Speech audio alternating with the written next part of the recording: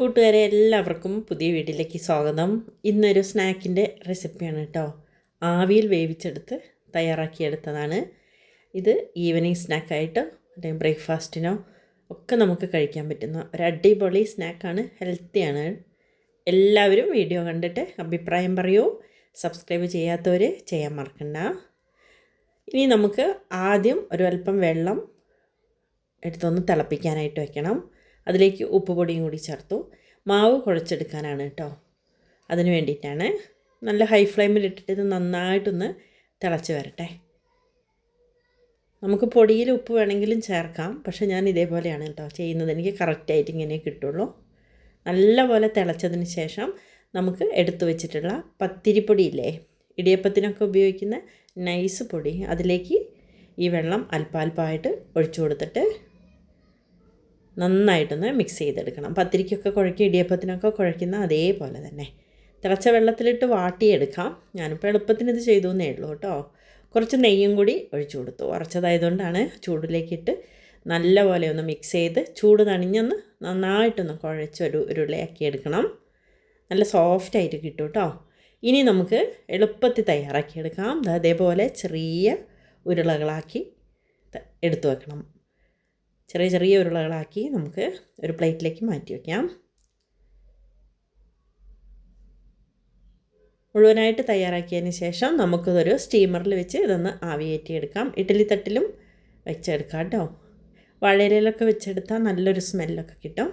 അത് വേവുന്ന സമയത്തിനനുസരിച്ച് നമുക്ക് സ്റ്റീം ചെയ്തെടുക്കണം. പിന്നെ തണിഞ്ഞതിന് ശേഷം അത് നമുക്ക് മാറ്റി എടുത്തു വെക്കാം.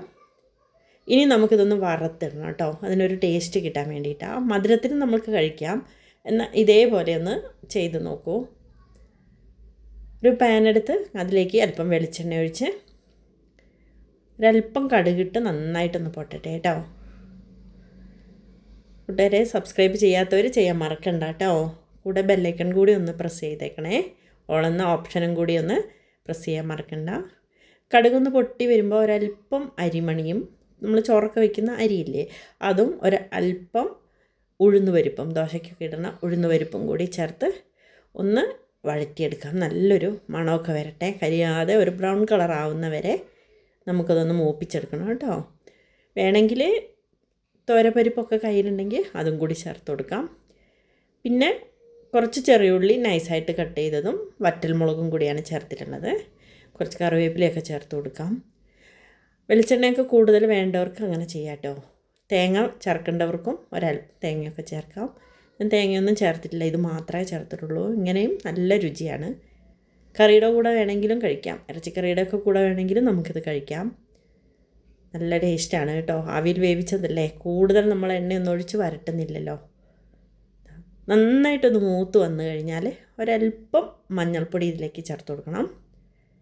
കുറച്ച് കറിവേപ്പിലൊക്കെ നന്നായിട്ട് ഇട്ട് കൊടുക്കാം കേട്ടോ. മൂത്ത് കരിയൊന്നും ചെയ്യേണ്ട, ഒരു പച്ച ടേസ്റ്റ് ഒന്നങ്ങ് മാറി കിട്ടിയാൽ മതി. ഇനി ഒരു നുള്ള് മഞ്ഞൾപ്പൊടിയും ഒരു നുള്ള് മുളക് പൊടിയും കൂടി ചേർക്കാം. എരിവുള്ള തന്നെ ആയിക്കോട്ടെ. കുറച്ചൊരു എരിവൊക്കെ ചേരുമ്പോൾ ഒരു ടേസ്റ്റാണ്. എരിവ് ഇഷ്ടമില്ലാത്തവർക്ക് അങ്ങനെ വേണമെങ്കിലും ചേർക്കാം.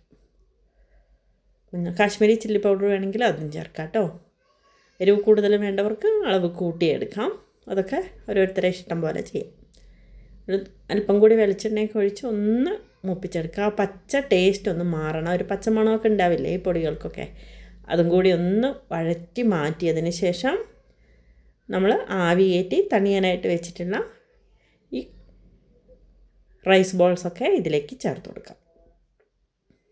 ഇതേപോലെ ചെറിയ ബോൾസുകളാക്കി വെച്ചിട്ടുള്ളത് നമുക്കിതിലേക്ക് ചേർത്തൊന്ന് മിക്സ് ചെയ്യാം.